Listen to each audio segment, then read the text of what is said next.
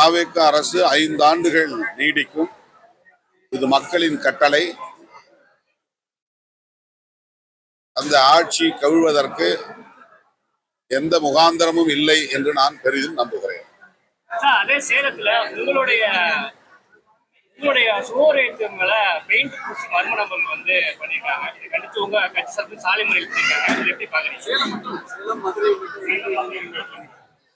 இது தொடர்ச்சியாக நடக்கிறது. நாங்கள் யாருக்கும் எதிரானவர்கள் இல்லை. ஆனாலும் சமூக விரோத சக்திகள் சட்டம் ஒழுங்கை சீர்குலைக்கும் வகையில் செயல்படுவது கவலை அளிக்கிறது. குறிப்பாக இந்த ஆட்சிக்கு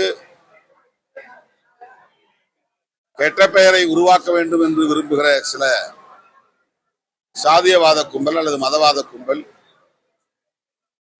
திட்டமிட்டு இவ்வாறு செய்கிறார்களோ என்ற ஐயம் எழுகிறது. இதன் மூலம் சாதி அடிப்படையில் வன்முறைகள் வெடிக்க வேண்டும் என்று கூட அவர்கள் திட்டமிட்டிருக்கலாம். எனவே விடுதலை சிறுத்தைகள் நிதானமாக செயல்பட வேண்டும். சமூக விரோதிகளின் வன்முறைகளுக்கு இடம் தரக்கூடிய வகையில் நடந்து கொள்ளக்கூடாது. காவல்துறையினரிடம் புகார் அளித்து நடவடிக்கை எடுக்க வலியுறுத்த வேண்டும். வேறு எந்த வகையிலும் சமூக விரோதிகளுக்கு இடம் தரக்கூடிய நடவடிக்கைகளில் ஈடுபட வேண்டாம் என்று வேண்டுகோள் விடுக்கிறேன்.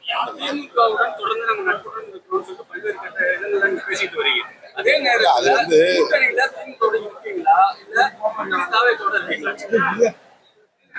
இது வந்து திரும்ப திரும்ப ஒரே கேள்வி கேட்கறீங்க. இதுக்கு நான் மறுபடியும் பதில் சொல்ல விரும்புகிறேன்.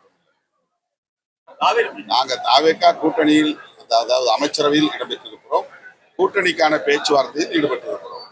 விரைவில் தாவேகா தலைமையில் ஒரு கூட்டணி அமையும். அப்போது உங்களுக்கு தெரியும்.